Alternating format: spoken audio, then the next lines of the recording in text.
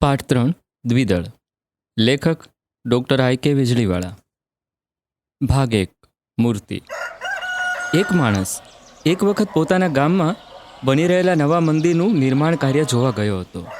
એ કોઈ જાણકાર ન હતો, બસ એમ જ જોવા માટે ગયો હતો. ત્યાં જઈને એણે જોયું તો એક શિલ્પી ખૂબ જ એકાગ્રતાથી આરસપાણના પથ્થરમાંથી ભગવાનની મૂર્તિ ઘડી રહ્યો હતો. પેલા માણસને એના કામમાં રસ પડી ગયો. એ શિલ્પીની બાજુમાં બેસી ગયો. અચાનક એનું ધ્યાન બાજુમાં પડેલી એવી જ અન્ય એક મૂર્તિ પર પડ્યું. એને નવાઈ લાગી. એણે શિલ્પીને પૂછ્યું, મંદિરમાં એક સરખી આ બે મૂર્તિઓની જરૂર છે?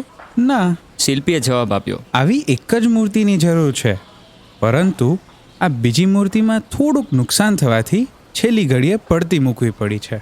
પેલા માણસે ઊભા થઈને પડતી મુકાયેલી મૂર્તિને ચારે તરફથી તપાસી જોઈ. એને તો કોઈ જગ્યાએ કાંઈ પણ નુકસાન ન દેખાયું. એણે આશ્ચર્ય સાથે શિલ્પીને ફરીથી પૂછ્યું, આ મૂર્તિમાં મને તો કોઈ જ નુકસાન દેખાતું નથી. તમને આમાં કઈ જગ્યાએ નુકસાન દેખાય છે? એના નાક પાસે નાનો ઘસરકો થઈ ગયો છે. શિલ્પીએ કહ્યું. પેલા માણસે ફરીવાર ધ્યાનથી જોયું. ત્યારે એને એ નાનો ઘસરકો દેખાયો.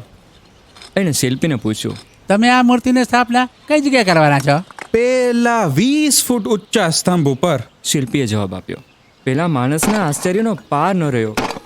એનાથી કહેવાય જ ગયું, ભલા આદમી, જો આ નાનકડી મૂર્તિની સ્થાપના એટલે બધે ઊંચે જ કરવાની હોય તો આવી ખોટી મહેનત શું કામ? ત્યાં વળી કોણ જોવાનું છે કે એના નાક પર નાનો ઘસરકો છે? શિલ્પીએ પોતાનું કામ અટકાવી એ માણસ સામે જોયું.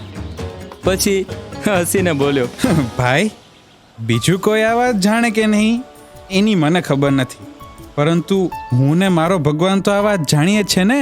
આટલું કહી એટલી જ એકાગ્રતાથી એણે પોતાનું કામ ફરીથી શરૂ કરી દીધું. નિઃશબ્દ બની પેલો માણસ એ શિલ્પીને જોઈ રહ્યો.